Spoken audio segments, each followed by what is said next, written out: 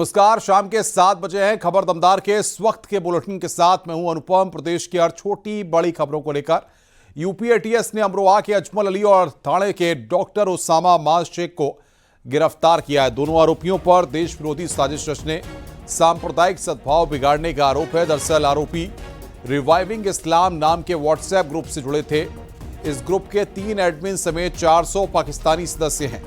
जांच के दौरान एक नंबर अमरोहा के अजमल का भी पाया गया। इस व्हाट्सएप ग्रुप और अन्य सोशल मीडिया प्लेटफॉर्म पर राष्ट्र विरोधी और गैर मुस्लिम लोगों के लिए कट्टरपंथी विचारधारा का प्रचार प्रसार किया जा रहा था। अजमल उसामा से सिग्नल ऐप और इंस्टाग्राम के जरिए संपर्क में था। दोनों में शरिया लागू करने की बातें होती थी।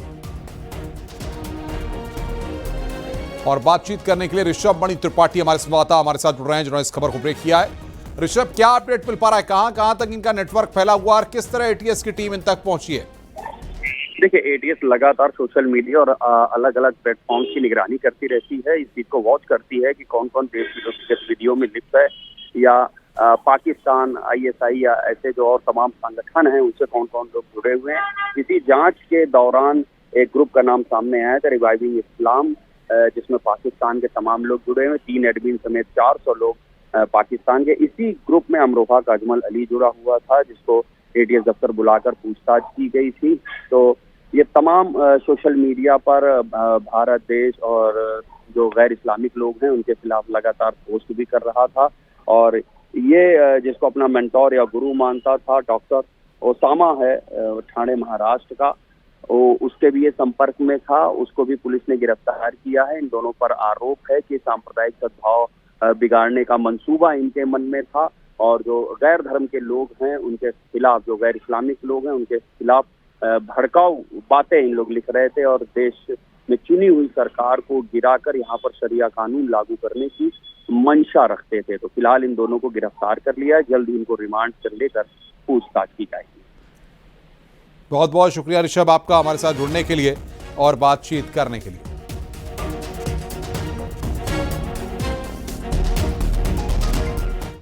नोएडा से बड़ी खबर सामने आई है, जहां पर कार में 2 शव मिलने से हड़कंप मच गया।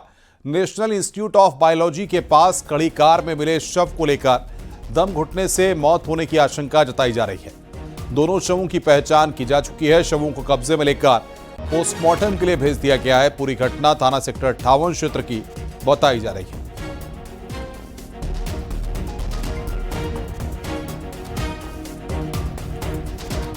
अलीगढ़ से खबर है, जहां पर खैर पुलिस ने 4 छात्रों से लगभग 1,45,000 के नकली नोट बरामद किए हैं। बरामद हुए नकली नोटों में 500 रुपए के नोट भी शामिल हैं। छात्रों के कब्जे से पुलिस ने चोरी की एक कार और एक बाइक बरामद की है। पुलिस मामले की जांच पड़ताल में लगी हुई है। सभी 4 जो अभियुक्त हैं और 2 बाल अपचारी हैं उनको गिरफ्तार करके माननीय न्यायालय के समक्ष पेश किया जा रहा है। इन सभी 6 व्यक्तियों के पास से इनके द्वारा घटना में जो स्विफ्ट गाड़ी का प्रयोग किया जा रहा था उसकी भी बरामदगी सुनिश्चित की गई है।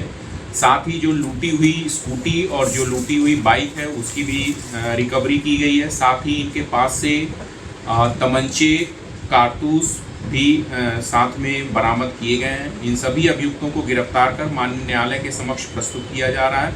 अग्रिम आवश्यक वैधानिक कार्रवाई पुलिस द्वारा सुनिश्चित की जाएगी। प्रतापगढ़ में प्रेमिका से मिलने गए प्रेमी और उसके साथी को खंभे में बांधकर पीटने के मामले में केस दर्ज हुआ है। पुलिस ने इस मामले में 5 आरोपियों को गिरफ्तार किया। सभी आरोपी थाने में गिड़गिड़ाते और कान पकड़कर माफी मांगते नजर आए।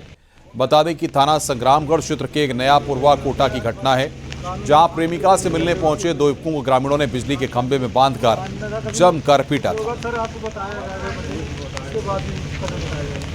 भवानीगंज थाना संग्रामगढ़ में शक के आधार पर 2 व्यक्तियों के साथ मारपीट की गई। इस संबंध में अभियोग पंजीकृत कर सभी अभियुक्तों को गिरफ्तार किया गया है। प्रतापगढ़ पुलिस ये अपील करती है कि भीड़ द्वारा किसी भी व्यक्ति से मारपीट न की जाए। इसको बहुत गंभीरता से लिया जाएगा। यदि कोई संदिग्ध व्यक्ति पकड़ में आता है तो तत्काल पुलिस को सूचना दें। कानून अपने हाथ में न लें। इस तरह से कानून का उल्लंघन करने वालों के ऊपर सख्त कार्रवाई की जाएगी। संभल के बहजोई में कलेक्ट्रेट परिसर के सिंचाई विभाग के ऑफिस में शराब पार्टी का वीडियो वायरल हो रहा है, जिसमें इंजीनियर की टेबल पर शराब की बोतलें रखी हुई दिखाई दी। इंजीनियर की गैर मौजूदगी में कर्मचारी शराब पार्टी करते नजर आए। इसके बाद विभागीय इंजीनियर ने कमेटी गठित कर जांच की बात कही। ये आज ही ऑफिस है, इसमें शराब चलती है। वीडियो कल आया था संज्ञान में मेरे भी, तो है हमारी ऑफिस का ही है और उसमें एक हमारे यहाँ का कनिष्ठ सहायक है और उसके लिए जो है आज कमेटी गठित कर रहा हूँ मैं और जो भी आवश्यक कार्रवाई होगी उनके अनुसार वो उसके खिलाफ कर लेंगे। अब तक क्या कुछ कार्रवाई हो पाई है? तो 24 घंटे से ज़्यादा का टाइम हो गया। कमेटी गठित कर दी है हम जो है। इसमें सर एक दारू की बोतल सीधी ऑफिस में रखी हुई दिखाई दे रही है, गिलास दिखाई दे रहा है। वो जांच का विषय है, इसमें भी कोई वो जांच करवा रहा हूँ उसके लिए। मुजफ्फरनगर की भोपा पुलिस ने शस्त्र तस्करों को गिरफ्तार कर जेल भेज दिया। पुलिस ने इनके पास से 6 पिस्टल, 1 रिवॉल्वर, 5 तमंचे समेत दर्जनों शस्त्र बरामद किए। अवैध शस्त्रों को बिहार से तस्करी कर लाया गया था। पुलिस ने बड़ी कार्रवाई करते हुए सभी को जेल भेजा है।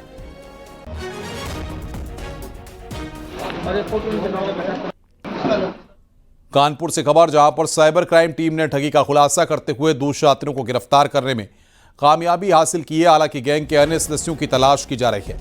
टीम ने आरोपियों के पास से करीब 25 लाख रुपए नकद, 3 मोबाइल फोन, चेकबुक और आधा दर्जन एटीएम कार्ड बरामद किए हैं। बता दें कि छात्रों ने 1,97,00,000 की ठगी की घटना को अंजाम दिया था। छात्रों ने जेके ग्रुप के प्रबंध निदेशक की फोटो का इस्तेमाल कर कंपनी के अधिकारी से ठगी की घटना को अंजाम दिया।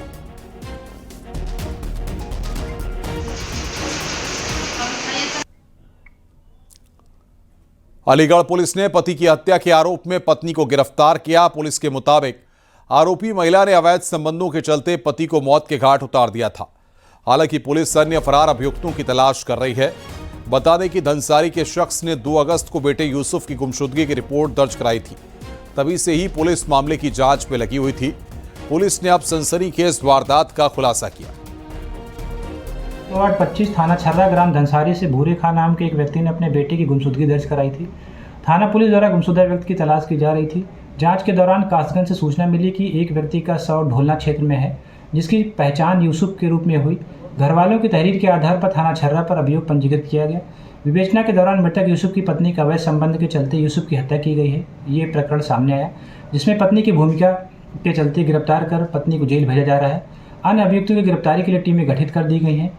अन्य विधिक कार्रवाई प्रचलित है। मौके पर शांति व्यवस्था कायम है। गाजियाबाद से खबर है, जहां पर थाना अंकुर बिहार पुलिस ने 4 गाड़ी चोरों को गिरफ्तार कर जेल भेज दिया। पुलिस ने इनके कब्जे से चोरी की 5 बाइक, 2 स्कूटी और कटे हुए बाइक के पार्ट्स बरामद किए हैं। आरोपी दिल्ली और उत्तर प्रदेश के अलग अलग इलाकों में रेकी करके गाड़ी चोरी की घटना को अंजाम दिया करते थे।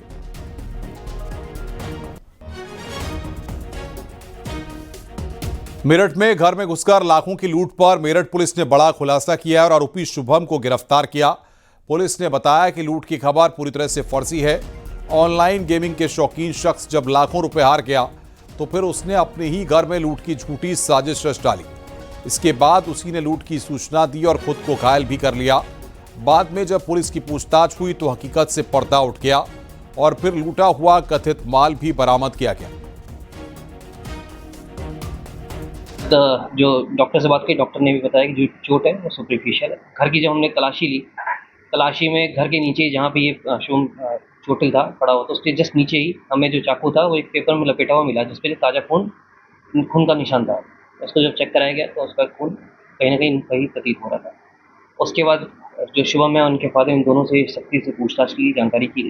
इसने अपना बताया कि पूरा ही मामला झूठा है, संदिग्ध है और फर्जी है। इसने एक गेमिंग खेलता था, गेमिंग ऐप में करीब इसने 19-20 हज़ार रुपये हार गया था, जिसके चलते इसने पूरा घटनाक्रम रचा था। रायबरेली पुलिस ने गल्ला व्यापारी सुखदेव लोधी की हत्या का खुलासा किया है। पुलिस ने 4 बदमाशों को गिरफ्तार कर जेल भेज दिया। चेकिंग अभियान के दौरान पुलिस ने बाइक सवारों को रुकने का इशारा किया तो छात्रों ने फायर कर भागने की कोशिश की। पुलिस की जवाबी कार्रवाई में एक बदमाश को गोली लगी है, जबकि 3 छात्रों को घेराबंदी कर पकड़ लिया। पुलिस के मुताबिक छात्रों ने 3 दिन रेकी करने के बाद 1 महीना पहले घर में डकैती की थी। उसी वक्त घर के लोग जग गए और बदमाशों ने गोलियां बरसा दी। इसमें व्यापारी की जान चली गई। घटना खीरो थाना इलाके के महारानीगंज गांव की है। लगभग 700 कैमरों का हमने देखा, 400 अपराधी का रिकॉर्ड इसमें खंगाला गया, जो हमारे जनपद के थे, रायबरेली के, फतेहपुर के, प्रतापगढ़ के और जनपद उन्नाव के क्रिमिनल्स थे। कई जनपद और राज्यों में पुलिस की टीम, हमारी टीम, एसओजी की टीम इसमें लगी रही, तब जाके इस घटना का अनावरण हुआ। इसमें सीडीआर भी, कई अजान नंबर का सीडीआर भी पुलिस ने प्राप्त किया और इसमें लगातार वरिष्ठ अधिकारियों के निर्देश थे, रेंज आईजी महोदय के और एडीजी जोन सर के, कि किसी भी प्रकार से घटना ओरिजिनल खुलना चाहिए और असली अपराधी ही जेल जाने चाहिए, किसी भी तरीके का दबाव इसमें ना लिया जाए और बिल्कुल ओरिजिनल अपराधियों को ही जेल में भेजा जाए। बागपत में धर्मांतरण का दबाव बनाने पर हिंदू लड़की के परिजन और हिंदू संगठन के लोगों ने थाने में तहरीर दी है, जिसके बाद पुलिस ने आरोपी फानू को गिरफ्तार कर लिया है। बताया जा रहा है कि नाबालिग छात्रा को पड़ोसी गांव का रहने वाला मुस्लिम लड़का बेला फुसला कर ले गया और उसके साथ धर्मांतरण का दबाव बनाया और मारपीट भी की, जिसके बाद आरोपी शोएब को पुलिस ने गिरफ्तार किया है। अब आरोपी का चाचा लड़की को सोशल मीडिया पर परेशान कर रहा था और धर्म परिवर्तन करने और शादी के लिए दबाव बना रहा था, जिसके बाद पुलिस ने उसे भी गिरफ्तार कर लिया है। थाना खेकड़ा में एक शिकायत प्राप्त हुई है, जिसमें ये बताया गया है कि एक युवती के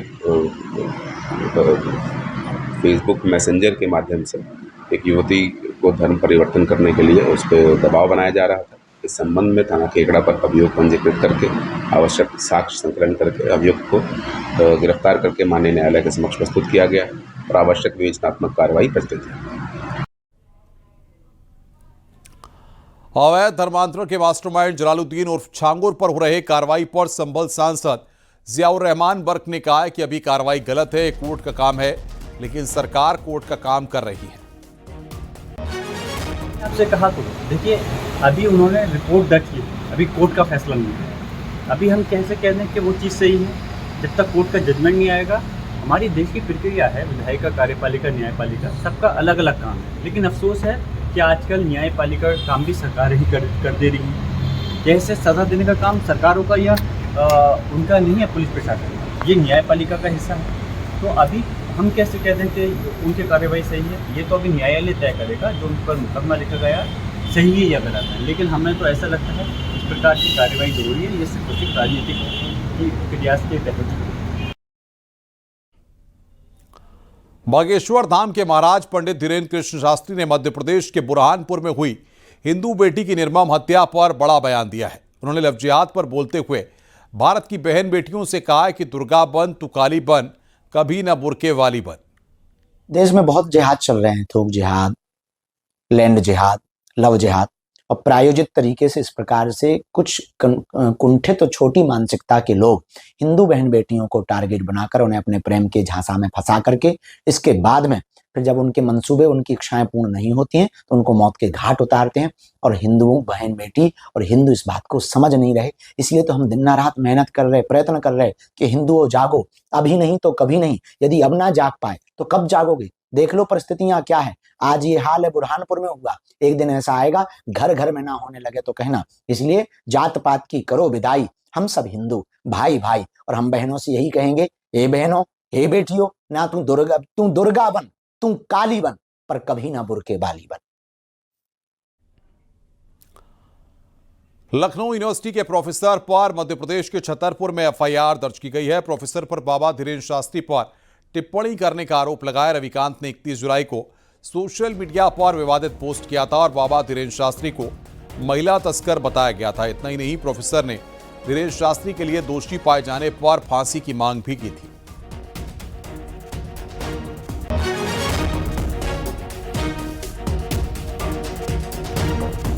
यूपी कांग्रेस अध्यक्ष अजय राय ने बसपा सुप्रीमो मायावती पर निशाना साधा है। दलितों पर लगातार अत्याचार हो रहा है, लेकिन बीएसपी मौन है। बसपा का एक समय था जो काशीराम जी ने, मान्यवर काशीराम जी ने खड़ा किया था बसपा पर, उस पर अपनी पूरी दुकान मायावती जी ने चलाई।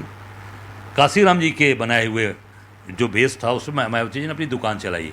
अब वो दुकान बंद कर दिया, मायावती जी ने खुद बंद कर दिया, दूसरे ने नहीं बंद किया, क्योंकि किसी इशू पे लड़ते ही नहीं। संगठन कैसे खड़ा होगा? आप अनुसूचित जात के लोग मारे जा रहे हैं, अनुसूचित बच्चियों के साथ बलात्कार हो रहा है, अनुसूचित लोगों को थाने के अंदर कान पकड़ के उठा बैठी कराया जा रहा है इलाहाबाद में। कौन खड़ा हुआ?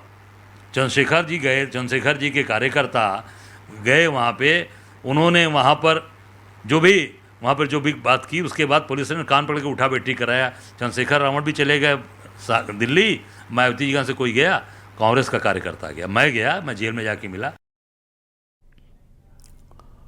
बुलंदशहर पहुंचे डिप्टी सीएम ब्रजेश पाठक ने समाजवादी पार्टी के नेता के पीडीए पाठशाला चलाने पर निशाना साधा है। कहा कि समाजवादी पार्टी पूरी तरह डिरेल है, आने वाले समय में सपा को इसका खामियाजा उठाना पड़ेगा। दरअसल आप जानते हैं समाजवादी पार्टी पूरी तरह से डिरेल्ड है। उनको ये पता ही नहीं कि बच्चों का मन एकदम कोरे कागज की तरह होता है। उनके मन में इस प्रकार की बातों को भरना, जातीयता की या दलगत भावनाओं को उनके मन में, मस्तिष्क में स्थापित करना बहुत ही, मैं मानता हूं, ये दुष्कृत्य है और आने वाले समय में समाजवादी पार्टी को इसका खामियाजा भुगतना पड़ेगा। परीक्षा पे चर्चा ने गिनीज वर्ल्ड रिकॉर्ड में स्थान बनाया। केंद्रीय शिक्षा मंत्री धर्मेंद्र प्रधान ने रिकॉर्ड का सर्टिफिकेट स्वीकार करते हुए खुशी जताई। इस मौके पर केंद्रीय मंत्री अश्विनी वैष्णव और जितेंद्र प्रसाद भी मौजूद रहे। केंद्रीय मंत्री धर्मेंद्र प्रधान ने कहा कि परीक्षा पर चर्चा कार्यक्रम 2025 ने 3 करोड़ 53 लाख रजिस्ट्रेशन और टीवी पर 21 करोड़ से ज्यादा दर्शकों के साथ विश्व रिकॉर्ड बनाया है। इस महत्वपूर्ण मील के पत्थर पर मैं सभी को, विशेष रूप से हमारे छात्रों, शिक्षकों, माता पिता और स्कूलों को बधाई देता हूं। आपको बता दें कि परीक्षा के समय पीएम मोदी छात्रों से संवाद करते हैं और तनाव मुक्त परीक्षा के लिए छात्रों को उत्साहित करते हैं।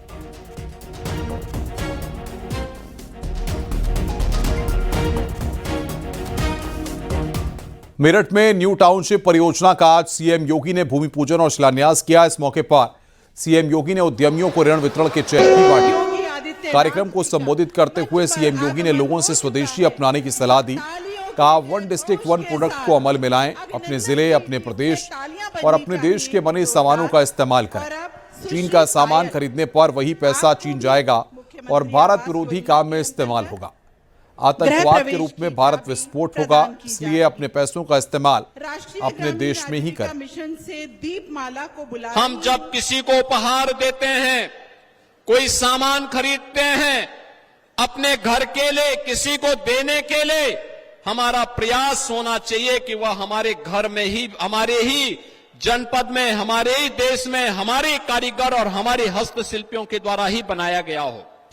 उनके द्वारा बनाए गए सामान को अगर आप मार्केट उपलब्ध करवाएंगे, उसको खरीदेंगे, वह मुनाफा हमारे हस्तशिल्पी को, हमारे उद्यमी को, हमारे कारीगर को प्राप्त होगा।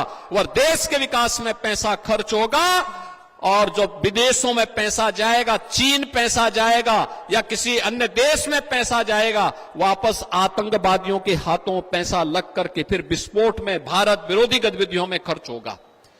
अपने पैसे को अपने खिलाफ इस्तेमाल मत होने दीजिए। स्वदेशी के इस मंत्र को हम अपने जीवन का हिस्सा बनाएं। 1 डिस्ट्रिक्ट 1 प्रोडक्ट इसी अभियान का एक हिस्सा है। मुख्यमंत्री योगी आदित्यनाथ ने सहारनपुर में 381 करोड़ की 15 विकास योजनाओं का लोकार्पण किया।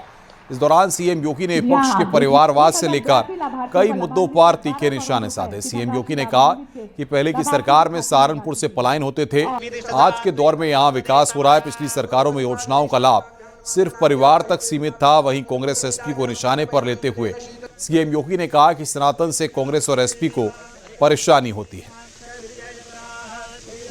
महाराष्ट्र के मालेगांव में हुए विस्फोट में कैसे तत्कालीन कांग्रेस की पार्टी की सरकार ने और उनके सहयोगी दलों ने हिंदुओं को अभियुक्त बना करके, आरोपों को घेरे में ला करके सभी हिंदू नेताओं को अभियुक्त बनाने की कुत्सित चेष्टा कैसे की थी, आज एटीएस के खुलासे से सारे तथ्य सामने आ रहे हैं। कांग्रेस और उसके सहयोगी दलों का यह कृत्य राष्ट्रद्रोह की श्रेणी में आता है। आतंकवाद के प्रति सौंप और राष्ट्रवादी नागरिकों के लिए, राष्ट्रवादी संगठनों के लिए क्रूर बन करके, बर्बर बन करके उनको पूरी तरह समाप्त करने की कुत्सित चेष्टा एक आतंकी कृत्य है और कांग्रेस का यह कृत्य देश के खिलाफ एक अपराध था, ये लोग एक तरफ आतंकवादियों को क्लीन चिट देते हैं, देश पर हमला करने वालों को क्लीन चिट देते हैं, और दूसरी तरफ देश की सुरक्षा के प्रति प्रतिबद्ध सेना के पराक्रम पर प्रश्न चिन्ह खड़ा करते हैं। रक्षाबंधन को लेकर मुख्यमंत्री योगी आदित्यनाथ ने बड़ा ऐलान किया है। 8, 9 और 10 अगस्त को हम बहनों के लिए रोडवेज की बस फ्री रखेंगे। नगर निगम की बसें भी फ्री रहेंगी। यूपी के एक कोने से दूसरे कोने तक बहनें अपने भाई को राखी बांधने फ्री में जा सकती हैं। याद करना, पर्व और त्योहार आ रहे हैं। रक्षाबंधन 9 को आएगा। हमारी सरकार ने तय किया है 8, 9 और 10 अगस्त को उत्तर प्रदेश परिवहन निगम और नगर विकास के अंदर नगर की सेवाओं को, बस सेवाओं को हम बहनों के लिए फ्री में यातायात के लिए छोड़ेंगे। तीनों दिन फ्री में उनको यातायात की सुविधा उपलब्ध करवाएंगे। उत्तर प्रदेश के अंदर बिजनौर से बलिया तक जहां भी कोई यात्रा करना चाहेगा, सहारनपुर से लेकर के सोनभद्र तक, नोएडा से लेकर के चित्रकूट तक, जहां की भी कोई यात्रा करना चाहेगा, परिवहन निगम की बसेज में आपको ये बस पर्याप्त मात्रा में मिलेंगी, सुविधाएं मिलेंगी और यातायात की सुविधा भी हम देंगे।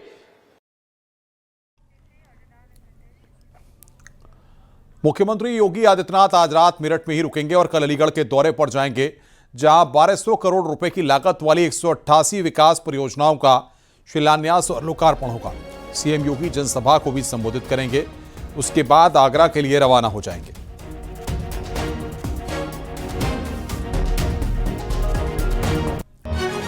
रुक रहे हैं यहां पर ब्रेक के लिए। खबरों का सिलसिला लगातार जारी है।